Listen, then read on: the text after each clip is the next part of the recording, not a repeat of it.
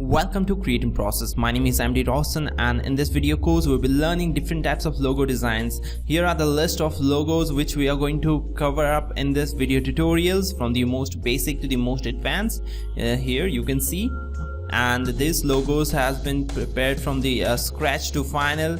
Step-by-step process has been explained in the video tutorials. Like this video, we can see here we have prepared this 3D logo from the alphabet, and then use the 3D objects, the 3D options, and finally made up this logo designs.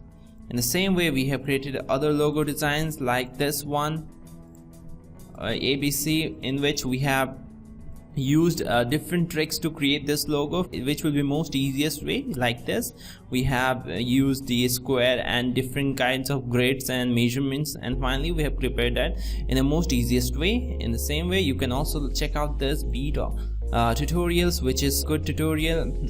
We have started our logo from the most basic shape, that's a circle, and finally we use the line segments and the measurements and geometry and and finally we gain that logo design. So these are the collection of video tutorials which is going to be very beneficial to you. So don't forget to check out all the video tutorials below. Thank you.